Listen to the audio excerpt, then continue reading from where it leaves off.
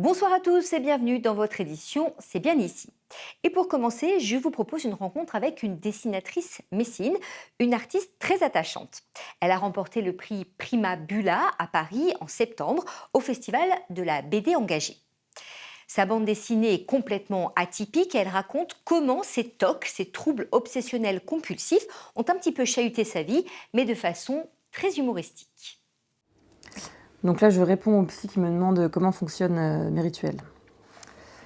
Alors en fait, depuis que je suis petite, le 1, c'est ma mère, 2, mon père, 3, Pauline, le 4, c'est moi, 5, c'est Léa.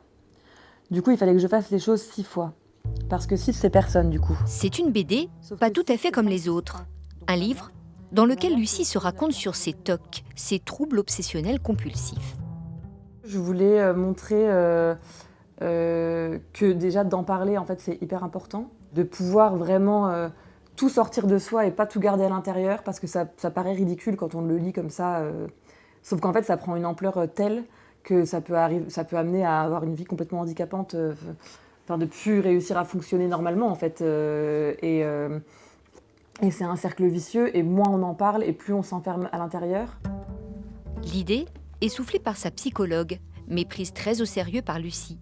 Elle mettra 7 ans à choisir soigneusement ses photos, à réaliser ses dessins, pour raconter sa vie avec beaucoup d'humour et d'autodérision. Dans ma famille, on se moque beaucoup les uns des autres. Et donc, il y a quand même toujours eu un peu de la moquerie gentille autour des TOC. Mais en fait, ça m'a complètement aidée et sauvée, parce qu'on n'en a pas fait quelque chose de dramatique. Et c'est aussi pour ça que je voulais montrer dans le livre qu'on peut en rire et qu'on peut en parler, et qu'en fait, il n'y a pas de honte à avoir.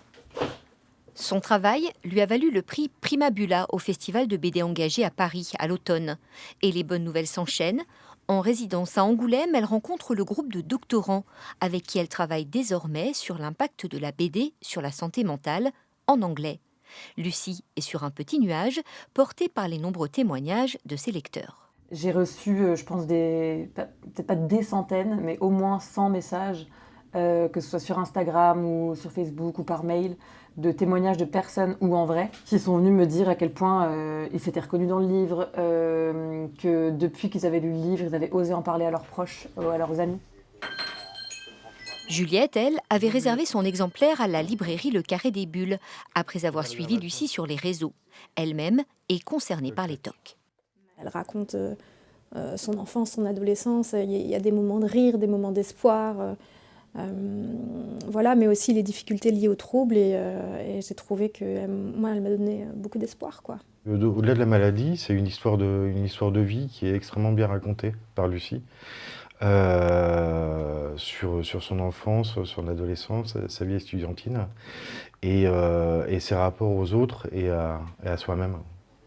Fait assez rare, le libraire a déjà vendu plus d'une centaine de BD, preuve que la thématique intéresse beaucoup de monde.